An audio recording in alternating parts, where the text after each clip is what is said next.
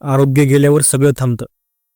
हे वाक्य ऐकायला साधं वाटतं, पण आयुष्याची सगळ्यात मोठी आणि कठोर सत्यकथा यातच दडलेली आहे.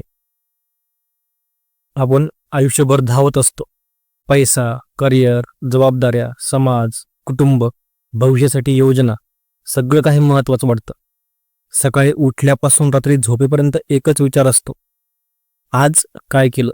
पण एक गोष्ट मात्र कायम दुर्लक्षित राहते, आरोग्य. जोपर्यंत शरीर साथ देतं तोपर्यंत आपल्याला वाटतं की आपण सगळं मॅनेज करू शकतो.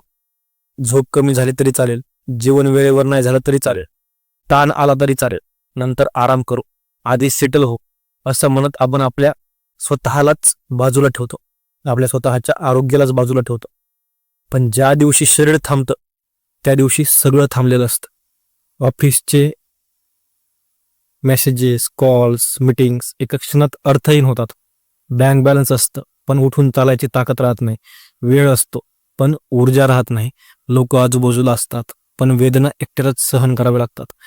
तेव्हा कळतं की आरोग्य म्हणजे फक्त आजार नसणं नाही.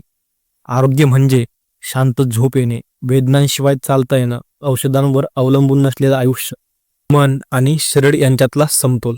आजारी माणसाला जग फार छोटं वाटतं. खोली, बेड, औषधं आणि रिपोर्ट्स इतकंच विश्व उरतं. तेव्हा मोठी स्वप्न, मोठे प्लॅन्स सगळे थांबतात. कारण जगण्यासाठी आधी शरीर लागतं.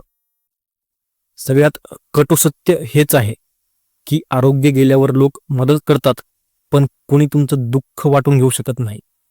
म्हणूनच आरोग्य ही लक्झरी नाही, ती गरज आहे, बेसिक नीड आहे.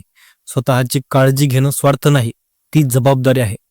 वेळेवर झोप, साधं अन्न, थोडा व्यायाम, मानसिक शांतता या गोष्टी महाग नाहीत, पण त्याकडे दुर्लक्ष केल्याची किंमत फार मोठी असते. आयुष्य लांब असण्यापेक्षा ठणठणीत असणं महत्वाचं असतं. कारण शेवटी सत्य एकच उरतं, आरोग्य असेल तरच आयुष्य आहे. आरोग्य गेल्यावरती सगळंच थांबतं.